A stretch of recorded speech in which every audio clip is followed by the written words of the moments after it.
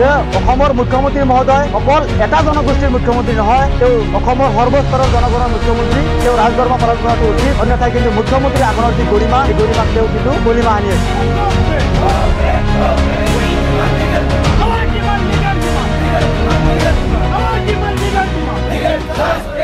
আজি আমি অসমত যি অমানৱীয় উচ্ছেদ চলি আছে, সেই উচ্ছেদৰ বিৰুদ্ধে বিক্ষোভ কাৰ্যসূচী ৰূপায়ণ কৰিছো।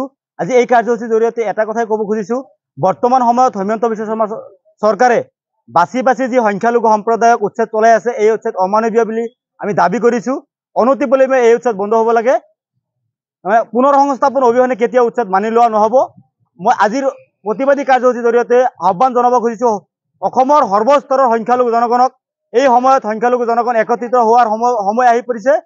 সকলো দল সংগঠন একত্ৰিত হৈ এই সংখ্যালঘুৰ বিপদৰ সময়ত সকলো দল সংগঠন একত্ৰিত হৈ ৰাজপথত ওলাই আহিবলৈ আহ্বান জনাইছে। আৰু হিমন্ত বিশ্ব শৰ্মাক সংখ্যালঘুসকলে যি অমানৱীয় উচ্ছেদ, এই উচ্ছেদ বন্ধ নকৰিলে পৰিণাম যে ভয়াৱহ হ'ব, তাৰ কাৰণে সাজু হ'বলৈ আহ্বান জনাইছে।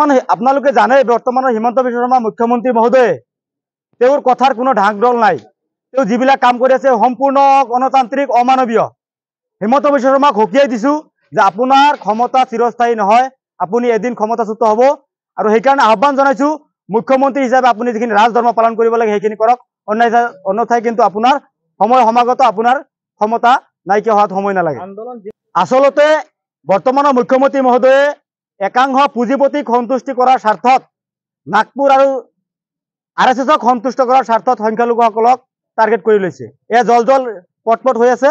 এই আমি দাবী জনাইছো যে অসমৰ মুখ্যমন্ত্ৰী মহোদয় অকল এটা জনগোষ্ঠীৰ মুখ্যমন্ত্ৰী নহয়, তেওঁ অসমৰ সৰ্বস্তৰৰ জনগণৰ মুখ্যমন্ত্ৰী। তেওঁ ৰাজধৰ্ম পালন কৰাটো উচিত, অন্যথায় কিন্তু মুখ্যমন্ত্ৰী আসনৰ যি গৰিমা, সেই গৰিমাক তেওঁ কিন্তু কলিমা সানি আছে।